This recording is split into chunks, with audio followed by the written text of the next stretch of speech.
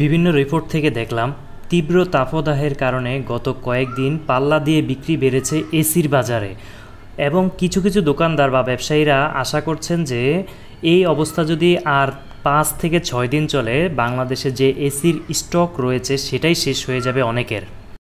অথচ আমাদের বিদ্যুতের যে নাজুক অবস্থা, বিভিন্ন স্থানে যে পরিমাণ বিদ্যুৎ যাচ্ছে, এইভাবে যদি এসির ব্যবহার বাড়তে থাকে ভবিষ্যতে আমাদের কপালে খুবই দুর্গতি রয়েছে।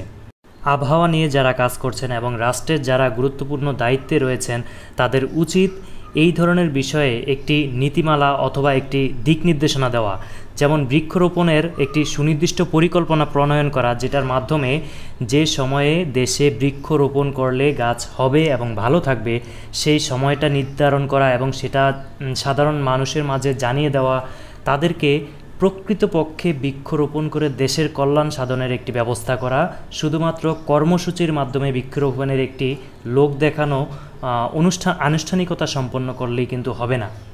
পাহাড় সহ দেশের বিভিন্ন বনাঞ্চল যে সমস্ত ব্যক্তিরা নিধন করছে, কেটে ফেলছে, তারা কিন্তু ক্ষমতাবান ব্যক্তি, তাদেরকে সাধারণ মানুষ ডাক দিলে হবে না। তাদেরকে রাষ্ট্রের দায়িত্বশীল জায়গা থেকে তাদের বিরুদ্ধে ব্যবস্থা নিয়ে এই বৃক্ষ যে নিধন করছে তারা, এই বিষয়ে তাদেরকে শাস্তির আওতায় আনা উচিত এবং সামগ্রিকভাবে পরিবেশ কিভাবে উন্নয়ন করা যায়, অগ্রগতি করা যায়, আবহাওয়া কিভাবে পরিবর্তন করা সম্ভব, এই সামগ্রিক বিষয়ে কিন্তু কাজ করা উচিত।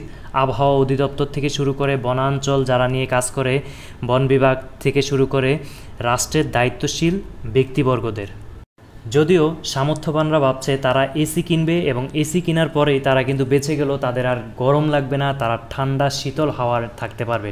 অথচ রাষ্ট্রের এই সামগ্রিক অবস্থা, বিদ্যুতের এত অনিয়ম এবং অব্যবস্থাপনা, এই সামগ্রিক বিষয় একদিকে রেখে আরেকদিকে আপনার বাসায় এসি লাগিয়ে কোনো লাভ নেই, কারণ বিদ্যুৎ যেখানে থাকবে না সেখানে এসি লাগিয়ে আপনি কি করবেন? এজন্য সামগ্রিক পরিবর্তনের জন্য পরিবেশের যে ভারসাম্য রক্ষা করা উচিত সেই বিষয়ে আমাদের সকলের যার যার অবস্থান থেকে কাজ করা উচিত। এই ধরনের নিত্য নতুন তথ্যবহুল ভিডিও নিয়মিত পেতে আমাদের ইউটিউব চ্যানেলটি সাবস্ক্রাইব করুন এবং ফেসবুকে ফলো করুন। আমাদের সাথে থাকার জন্য অসংখ্য ধন্যবাদ।